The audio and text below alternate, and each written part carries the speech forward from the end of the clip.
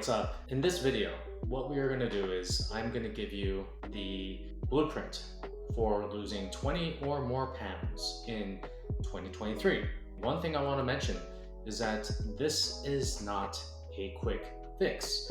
This is not a fast solution. So if you're looking for something that is to lose like 30 pounds in 6 weeks and to lose weight as fast as humanly possible, you want to stop this video. You want to go to the video that shows you detoxes and cleanses instead, because this is not it. What this is a long-term plan towards sustainable weight loss. So one of the things that you have to understand about weight loss is the fact that it's both mental and physical. So it's mental in the sense where studies are actually showing that weight regain and obesity is caused by childhood trauma.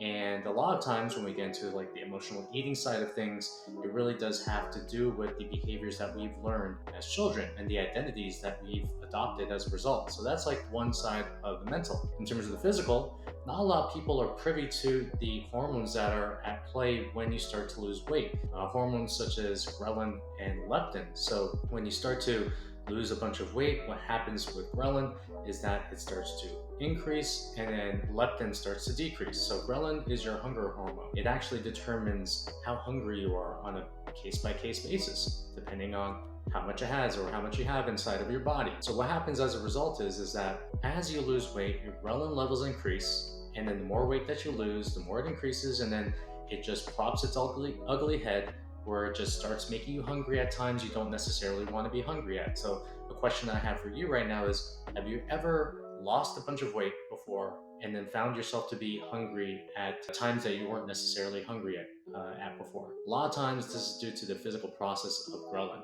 Now you have leptin, and leptin is your appetite hormone, and basically it's a signal that goes from your brain to your body saying that, hey, what's up? I'm full. Don't need to eat anymore. So what happens as a result is that as you lose more weight, you start to deplete more leptin, or you start to have less of it. And then what may occur, or what you may have experienced, is that when you eat a meal, you don't necessarily feel full from that meal. You end up becoming hungrier, or you end up becoming less satisfied.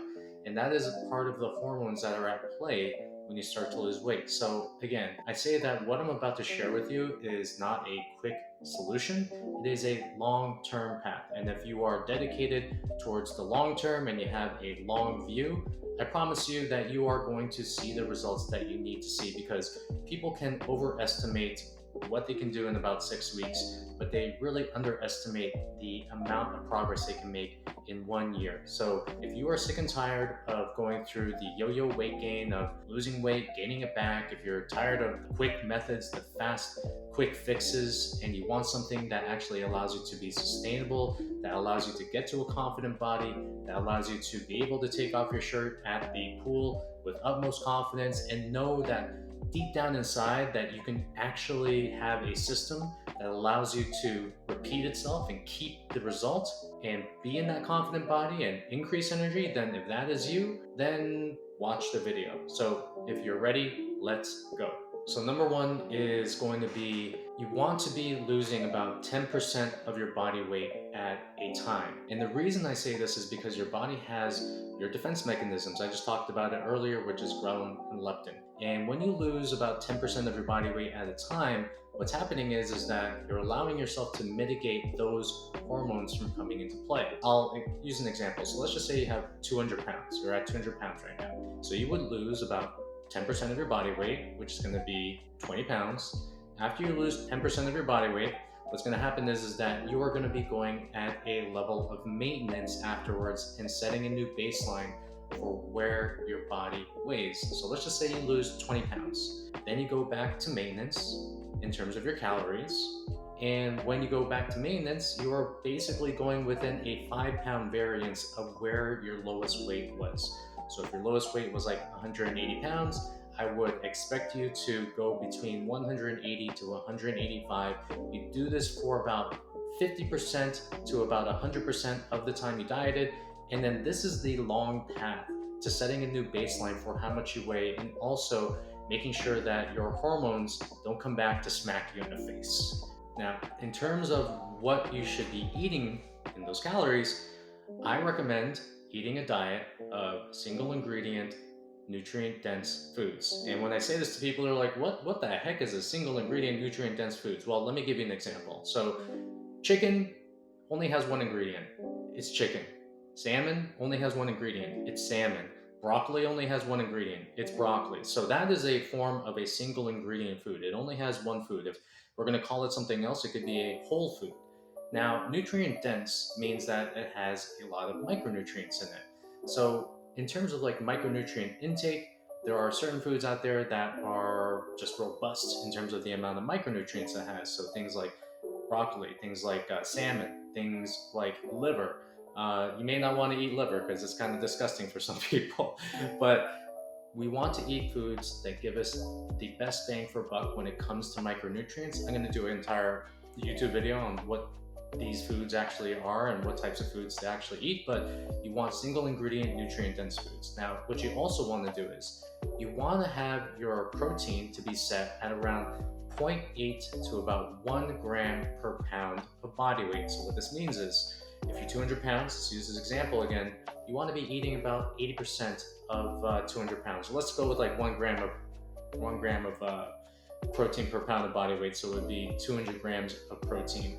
You want to be aiming for about, let's just say 200 grams of protein, because what I found in my own practice is that this allows us to be able to not only lose fat while we're in a caloric deficit, but for people who are just getting back into the swing of getting their bodies in shape or even just beginning, it allows them to be able to gain lean mass while they are losing weight, which is to me the holy grail of body transformation. When you're dropping body fat and gaining lean mass, that is the best combination that you can ever ask for. Now, I did talk about the single ingredient nutrient dense foods. What you want to do is you want to eat a lot of veggies with your meals, and that's not going to be necessarily with every meal, but you just want to volumize your meal with vegetables because it gives you the best bang for buck in terms of like the amount of calories you're taking in and also the amount of volume it brings into your food.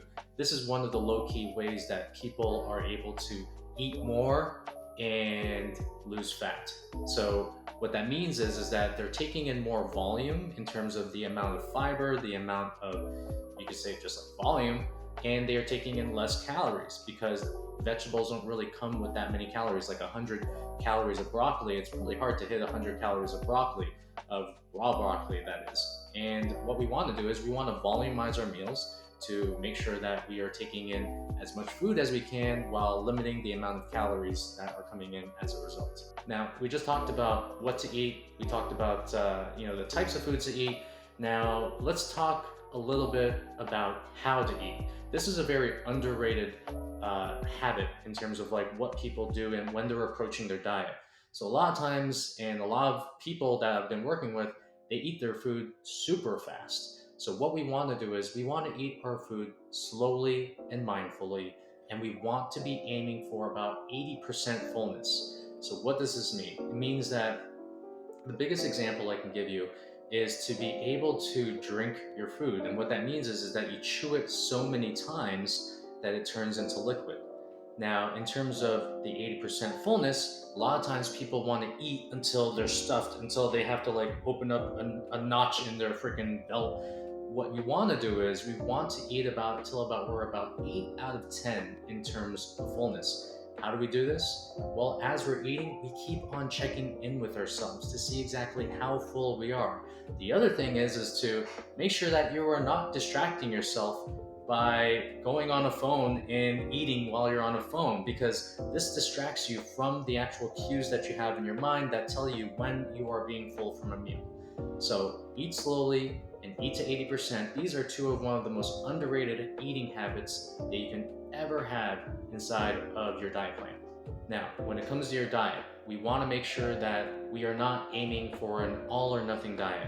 I like to think of healthy eating as a ratio rather than it is an outcome. And a lot of times when people try to go 100% and when people try to go all or nothing with their diet and they make one mistake by having a weak moment and eating that Cheeto, and what happens as a result is because they weren't perfect, they end up eating the whole bag of Cheetos afterwards. Has that ever happened to you? It happened to me, I know that. So what we want to do is we want to look at healthy eating as a ratio. And I'll use an example from one of my clients. So one of my clients, his name is Chris, he goes out to have pizza with his kids every single weekend. It's just a ritual that he has. So what we did together is we made sure that we put the pizza inside of his plan. And that doesn't mean that we're like trying to fit his calories so he can eat that pizza. What we did was we say, okay, so well, just eat pizza, once a week, keep it to like 1 to 2 slices, and you should be good to go. So think about like the diet itself as a ratio. You're either doing like 80 to 90 to about 20 to 10%. So what that means is that 80 to 90% of your foods are coming from whole, single ingredient, nutrient dense sources, and about 10 to 20% are coming from, say, processed sources that aren't necessarily quote unquote healthy. And one of the most important parts to your diet is going to be drinking water. Drinking water, I'm going to take a swig right now. My bottle is about, I think there's about 1.75 liters. I'm not exactly sure, maybe a little bit less. But what we want to do is we want to drink water when we wake up. I have about 1 liter of water as one of the first things that I drink upon waking. I like to do that before my coffee because Andrew Huberman actually taught me this. He taught me that when you're waking up, basically your body is clearing out adenosine, which causes sleepiness, which actually causes you to sleep.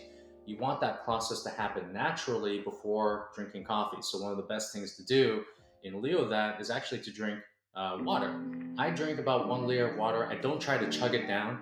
I actually just sip it and I eat it while I'm maybe eating like my breakfast or something, and while I'm doing my work or while I'm kind of getting into the flow of work.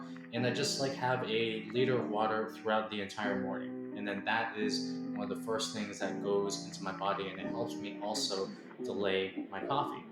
So with water, you want to drink it in between your work sessions. You want to replace your snacking with water. You want to be able to drink water even before your meals, because that's going to enhance the fullness of that meal. I find that clean drinking water, filtered drinking water is one of the, again, most underrated habits to incorporate when you're dieting down for weight loss. Now again, sticking with the nutrition theme, any foods that cause you to binge or that trigger you to overeat, get them out of the house. Remove them from your environment. You don't want them to be around you. And the reason is because it's like putting a glass of whiskey in front of an alcoholic. I mean, like, if you do that enough times and that's in their environment, what's going to happen is that he's going to be drinking the glass of whiskey. It's just a foregone conclusion, because anything that you see over and over and over just enables you to pick at. And actually, this reminds me of something that one of my friends does. So he has a proclivity for snacking. And one of the things that he does is he leaves raw vegetables out on his table. He leaves fruits out. He has gotten rid of all the junk foods and whatnot. And then when he feels like he has to snack, he only has like raw vegetables to snack on, like raw carrots or like celery. And if he needs a snack, he ends up eating those things. And that's actually a really good test for yourself as well. It's like, are you really hungry or are you bored? If you're really hungry, then you would eat a raw carrot. You would eat a raw celery. If you were really hungry. If you're bored, you're probably looking at it and be like, fuck, I don't want that. So that's a really good test to have. And again, if you have any foods that trigger you, literally get them out of your environment. You don't want to have that level of attraction there. Now, this is the second last part on food, and this is a part that's helped me a lot, which is two things actually. One of them is eating your meals on a schedule. For me, I personally think fasting is overrated, especially in the morning. I don't think fasting is overrated, but I think fasting in the morning is overrated. So what I do is I tend to have breakfast within 1 to 3 hours upon waking. My breakfast is super low carb, so I can keep my mental clarity right at where I need it to be. And usually my breakfast is either one of two things. It's either a protein shake with a greens powder. I use Athletic Greens. Free promo for you guys. That should be like sponsoring me or something like that. Whoever's in Athletic Greens, please like hit me up, okay? Like I want to, let's talk. But yeah, so I either do that or I do about 4 to 5 eggs with like egg whites. I keep it high protein, almost like 0 carb. And the reason I do that again is because I find that carbs just induce a level of just a little sleepiness. So I like to keep my carb intake towards the end of the night. So that's my first meal. My second meal is around 12 o'clock to about 1 o'clock, depending on how busy I am. And that is going to be, if I didn't drink a shake, then I'm going to be eating the eggs, or I'm going to be drinking the shake. If I ate the eggs, then I'm going to be drinking the shake. Either one of these are going to be interchangeable. And at the end of the night, I'm going to be having protein. I'm going to be having a big piece of meat, 350 to 400 plus grams of salmon or steak. I'm going to be having veggies with that, and I'm also going to be having some form of carbs in terms of like a fruit or potato. I failed to mention this, but if I'm drinking a shake, then I might eat like a little bit of fruit with that as well. And the reason why I increase my carb intake at night is because it helps me become sleepier by the time I am going to bed. And my final meal is about 3 to 5 hours before I go to sleep. So I have my final meal around, I would say like 5:30, 6 p.m. I go to sleep by 10. And that allows me to, one, increase the quality of my sleep. It helps me improve digestion. It gets rid of any kind of like nighttime eating that I may be attracted to. And it's just like a meal schedule for myself. And I love to eat similar meals at similar times. And this keeps things super simple for me. So if you find that a lot of times you're making 100 decisions during a day, and you're making decisions based on like what you're wearing, you're making decisions based on what you're doing in your business or what you're doing at work, then you want to simplify as much as possible the decisions that you're making with your nutrition and health and fitness. So this is the reason why I say similar times, similar meals, and this has helped me, and it's also helped many people before me. And last one for nutrition is going to be keeping a food journal. And the food journal, everyone talks about like doing MyFitnessPal and doing all this kind of stuff. Like you don't necessarily like need to do that. I would recommend doing it for at least like 7 to 10 days to see exactly like the volume of food that's actually going into your body.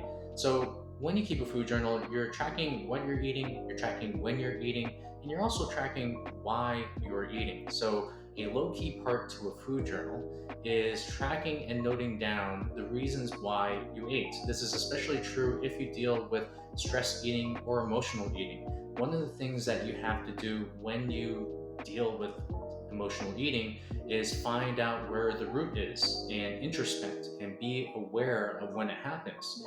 So like I said before in the beginning of the video, a lot of times with emotional eating, it does come from childhood trauma. It comes from the things that you have experienced as a kid. And I'll throw this out there right now, a story of mine, which is the sense that when I was a kid, I got bullied a lot. And the way I dealt with bullying was going to my fridge and opening up the fridge at nighttime when everyone was asleep and eating anything I could inside the fridge in order to deal with my stress, in order to deal with my emotions. This is why I was really fat back then. So that is an example of introspecting enough to find out where exactly did this behavior come from. And I'll use another example as well. So I've been working with a client who's been having a really hard time putting weight on. So something that he experienced as a child was his grandma used to be a savage when it came to people eating and people getting fat. So they had a rule inside of their house, which was after a meal is done, you can't open the fridge. And anytime he would try to open it, he would get beaten.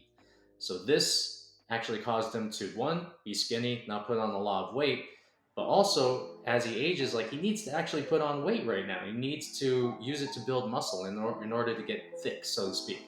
And that is one of the things that he realizes, that his childhood behavior, or the way in which he was treated as a child, led to his eating behavior. So one thing that I want to get across to you is that if you deal with something in terms of uncontrollable eating, yes, it could be physical, it could be hungry, maybe not. It probably is something emotional, and it probably is due to a way that you dealt with your emotions back then. So find out where it is, keep a journal, find out the root, and then what you're going to do is when you find the root, you're going to start healing it. Like I talked about in my video about the reasons why I dropped alcohol, it's like food can be used as a crutch as well. So make sure that you are healing whatever needs to be healed in order to get over that part. And I swear to God, if you actually do that, and if a lot of people actually heal the part that has been causing them to emotional eat, That is like probably one of the easiest ways, or not the easiest ways, but one of the most effective ways to lose weight and keep it off. So on the workout side, I'm going to keep things simple. What you want to do is you want to have at least 3 strength training sessions a week. Within these strength training sessions, you want to have at least 5 to 6 exercises that you are doing using something that we call progressive overload. And progressive overload means that you are slightly increasing the volume, or you're slightly increasing the intensity of the workout every single time that you step in order to force your muscles to grow, or at least to maintain them while you lose weight. This is part of the reason why we have clients gaining muscle while they are losing weight, is because we utilize progressive overload, and especially for beginners or people just getting back into it, working out in this particular way, they end up seeing a lot of gains, because you can see a lot of gains, especially at the beginning. And in terms of the exercises to do, I like to stick with the fundamentals, especially at the beginning. So things like the squat, the bench, the deadlift, the overhead press, back row, overhead pull, things of that nature. I would even throw the hip thrust in there as well. Shout out to Brett Contreras. I would throw that in there, and then I would just line up my exercises around those fundamental exercises that I just listed out. And if you find that you don't necessarily have the time to exercise, or that you're busy, here's a couple of things that you can do. Number one is I would schedule your workouts in red and put in at least like 1.5 hours for yourself to be hitting the gym. Put that in your schedule and make sure that no one goes in on it, and that is your me time. The second thing I would do is that a lot of times people think that you need to spend freaking hours inside the gym, and that is not true.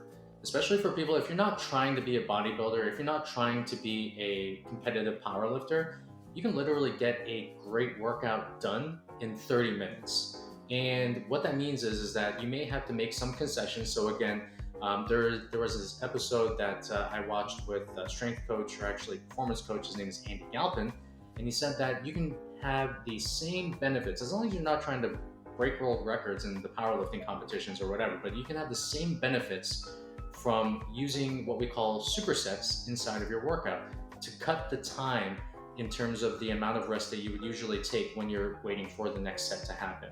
So what supersets are is basically just doing one exercise after another, and then you're pairing 2 non-competing exercises together. So something like you're going to be pairing up a squat or a bench press and a bench press together, or you're going to be pairing up a lunge with an overhead press together.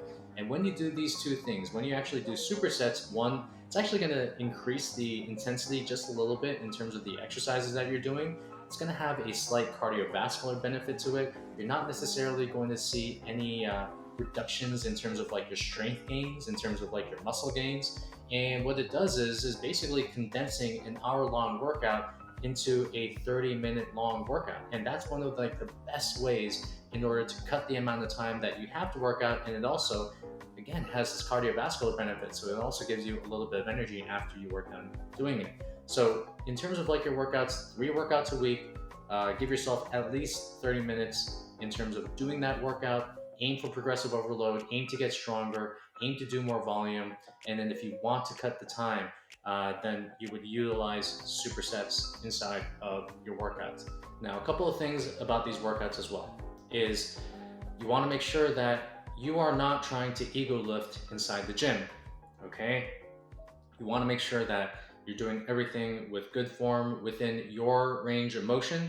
And I always say this to my clients is like, if you're trying to compare yourself to the ego lifters that are at most big box gyms, you're not going to get the results that you want, and you're probably going to injure yourself in the process. So here's what I would do in that sense. I would, 1, just forget about what everyone else is doing and focus on what you're doing. Number 2, I would focus on utilizing full range of motion while being able to mentally activate the muscles that you are using within the exercise. This is what we call the mind to muscle connection. The other thing that I would do is when you're in an exercise, you would stop about 1 to 2 reps before failing on an exercise. And the reason why I would do this is because right now I'm like 43 years old. This may be different for people who are around 20 to 30. And I've actually heard this from Mike Israetel, which actually stuck with me, which is from the ages of about 15 to about like 35, it's about results first and injury prevention second. From the ages of, let's just say 40 and above, it's about injury prevention first and results second. So what we want to do is we want to make sure that we, especially if you're my age, if you're like 43, or if you're just even getting back into the gym, this is a great way to keep your form amazing and also to avoid injury. And if you need to go to failure, maybe do that about like 5 to 10% of the time. But again, leave about 1 to 2 reps in the tank. This allows you to do the reps as great as you can. It allows you to keep warm, and it also keeps you away from it or from injury. So let's talk about sleep.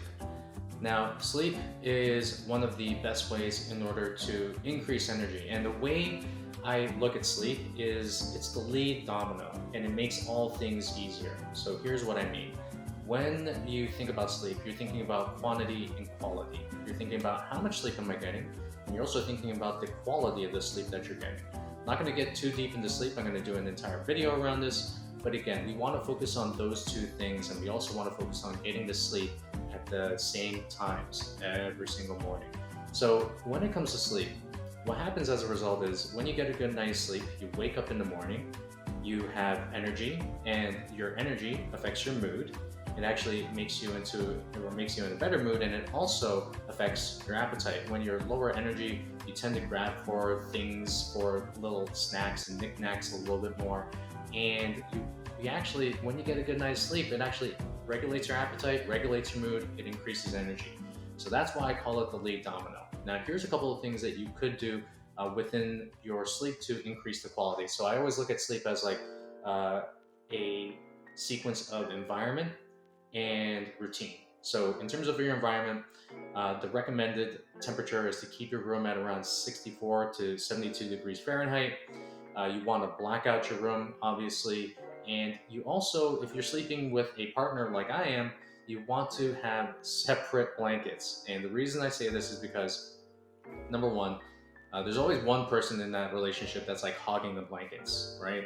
And number two, there's always one person that runs hot and runs cold in the relationship.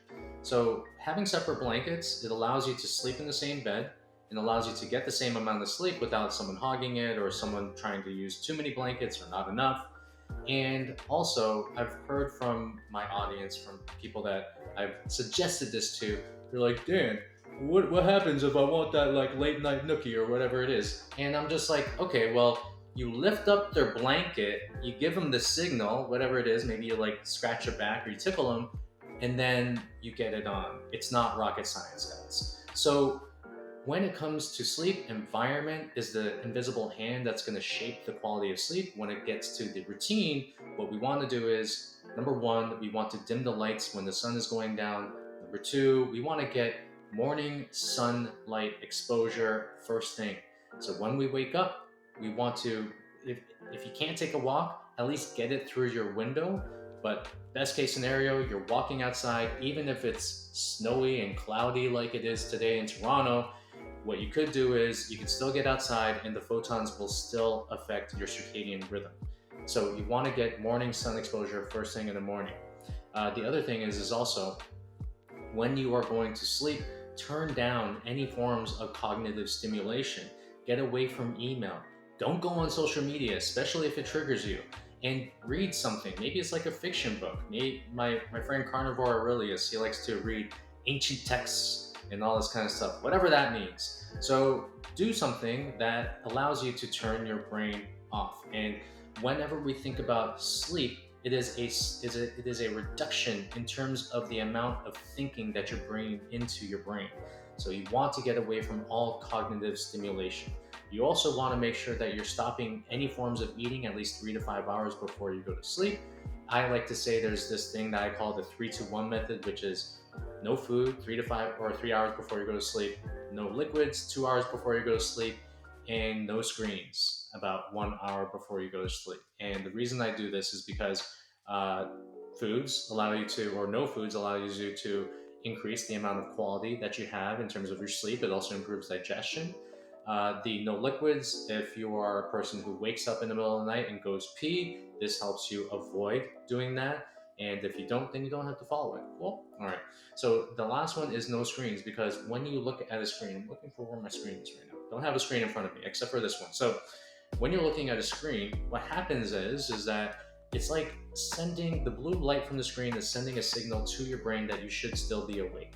So that's why you should get away from the screens. And if you are open to it, I would actually get a pair of blue light blocking glasses as well.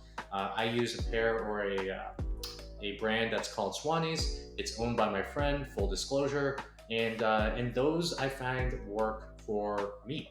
Now, if you don't want to do that, you don't have to do that. Just get away from screens at the end of the night. All right. So, and that's pretty much it when it comes to focusing on and enhancing the quality of sleep. It's the lead domino. It's going to make all things better. Now, if you really want to lose 20 or more pounds off of your body, I would highly recommend to give up, if not severely limit alcohol. Alcohol is just empty calories. You're basically taking in just calories that won't make a difference either way. It also increases appetite. It also decreases your quality of sleep. After doing about 100 days plus of not drinking alcohol, I realized how much of a toxin it is to your body. So this is kind of like a side note. If you want to drop the weight, then you want to give up alcohol or severely limit it. If you are watching this and you're a hardcore alcoholic, then giving it up might be really dangerous. So proceed with caution. I'm not an expert on that, so just make sure that if you are a hardcore alcoholic, just make sure, because yeah, that could be a pretty dangerous thing. But anyways, if you're a normal person, you're an average person, where alcohol is not necessarily a problem for you, give it up or severely limit it. It's just going to make the process easier. And lastly, we want to train our mind as much as we train our bodies.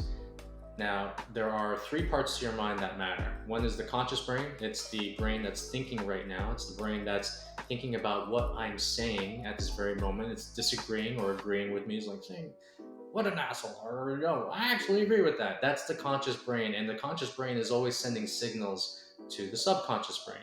And the subconscious brain is basically where 80% of your thoughts and beliefs come from.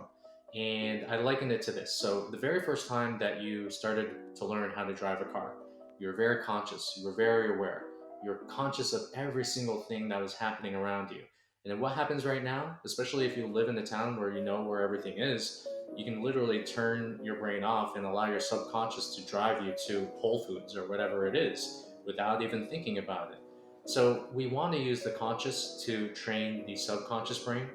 And the last part to it is going to be your self-image. You are always going to live up to your self-image. And I liken it to a thermostat. So in terms of the thermostat, when it gets hot, the house is going to cool down to bring you back to the temperature that you set it at. When it gets cold, the house is going to heat up to bring you to the temperature that you set it at. So your self-image is going to make you act like yourself. And what we want to do is we want to use all 3 areas of this brain to be able to train ourselves and our identities to become the people that are able to not only lose the weight, but we become the goal itself. We become the healthy person. We become the person who needs to work out. We become the person who needs to eat healthy in order to just feel like himself or herself or whatever it is. We need to change our identities as we do this. So a great book that I've been reading is this book called With Winning in Mind. It goes through this whole process, what we call the mental management system. And it's a process of making sure that we're using the conscious brain to train our subconscious and our self-image. It uses the process of visualization, of seeing the actions that we're taking or that we need to take in order to get to the goal and the outcome that we're after. And then the more that we do this process, the more that we're massaging this new identity into our brains. And I'm not saying that you're gonna read this book and you're gonna suddenly change into a new person, but I will say that the process of visualization and the process of changing my vocabulary in terms of what I want to direct myself to and who I want to become, that has had a massive impact not only on my body, but also my business, my relationships, and the type of person that I am in general. So you want to train the body as much, or you want to train the brain as much as you train the body. And this is one of the best ways to do it. All right, so I'm talking a lot. I'm gonna bring the ship in right now. And basically, the last thing is I want you to have a long-term mindset when it comes to your body. Rome was not built in a day, nor was it destroyed in one day as well. It probably took you multiple years in order to have this amount of weight be on your body. Do not try to be like every average person out there who's trying to lose it within a 6-week time frame. Because the faster you lose it, the faster you're going to gain it back. What if, I'm just throwing it out there, what if you gave yourself an entire year to lose the weight and also keep it off? Wouldn't that take the pressure off of you? Wouldn't it give you a little bit more of a long-term mindset towards what you are doing?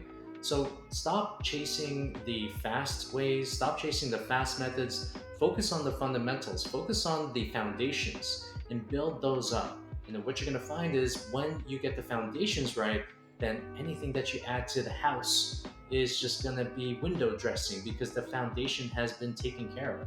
And I'll use this towards a client, or actually I'll use my client as an example. So basically, the very first year that we worked with each other, it was pretty much just based on the foundation. So he's a very successful author, and during that time that he was creating books, he had just put his health by the wayside, and let's just say that he wasn't treating it the way that he should have. So in the very first year, we focused on building a foundation for him. We focused on making sure that we had a solid ground to stand on. And then now, here we are, I think we're on year 3 or year 4 of working with each other. We're actually into optimization now. I don't want to make it seem like that's how long you have to take, but I mean, for a lot of people, especially if you spent like a decade not necessarily being in shape, I mean, I'm not going to say it's going to take that long for you to like lose weight. Basically, you can do that within 6 months and then keep it off for another year or whatnot, right? But what I am saying is that it's just like a step ladder. So the first part was foundation. The second part was getting more results and getting himself down to a body that is preventing himself from getting diseases. Now we've done all that. Now we're into optimization. Now we're into like testing VO2 maxes. Now we're into just trying to gain as much muscle inside the gym. Like we're into like really cool stuff like blood work and all that kind of stuff. So what we want to do is we want to have a long-term mindset when it comes to our health and bodies. If you have a long-term mindset, if you're willing to play the long game, then you are going to get rewarded in the end. And the last part is basically a coach makes this much easier and more effective for you, a qualified coach that is. So when people are trying to do lawyer stuff or things that have to do with the law, they go to a lawyer. When people have a problem with their car, they go to a mechanic. When people try to fix their bodies, they do it themselves, and they try to figure out how to change their oil by going on Google and whatnot. And if you do that, cool, like awesome. Personally, for me, I do best with coaching. I get coaches for my body, I get coaches for my business, I get coaches for my relationships. Those are the things that matter to me. So I would say this all is made easier by getting a coach. And I'm not saying that you have to like coach with me or whatever it is. What I am saying is that invest in yourself and get yourself a coach who is going to be invested in your results. And that comes from, again, just making sure that you're making the investment in yourself. So the more you invest in yourself, the more you're going to get back. And get a coach and get a qualified coach who's going to take you to the promised land, who you trust. And that is going to be the best and most effective path towards losing the weight and keeping it off for the rest of your life. I've been talking for a very long time, but that's it. So right now you have pretty much a roadmap. You have a blueprint right now. Obviously, the nuances, there are going to be nuances to it. They're going to be very specific to your needs, but pretty much you have a blueprint that's helped thousands of people before you.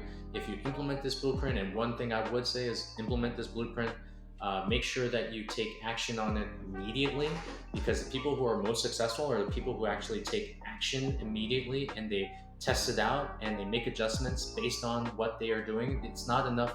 They don't believe in reading theory and they're automatically better. No, they take action and they apply it immediately. So if that's you, then apply what you have learned immediately and take your time with it. Have the long view and remember this, okay? It is not enough to set a goal. You must become the goal. So that means, along with all these tactics, you must change your identity and you must evolve as a person. So that's what we're after, okay? That's the whole reason why I'm making these videos. It's to help yourself and to even help me evolve into a better person. And I do believe that the whole crux of life, the whole purpose of life, at least to me, a big part of it is growth and evolution. And if you're still watching this at this time right now, then I'm pretty sure that that's one of your values as well. So this is the pathway to long-term transformation. The power's in your hands right now. It's time to take action. And if you've made it this far, then please like and subscribe to this video. Leave a comment. Let me know exactly what you agreed with, what you're going to be doing. Even if you disagree, put it in the comment section. That's totally cool. I mean, that's how we get discourse. That's how we grow as people. But yeah, if you have any kind of like type of feedback or anything, leave it in the comment section. And yes, if you want to become a better human being and you want to join on this path of evolution with me, then subscribe and I will see you on the next video. Take care. Have a good one.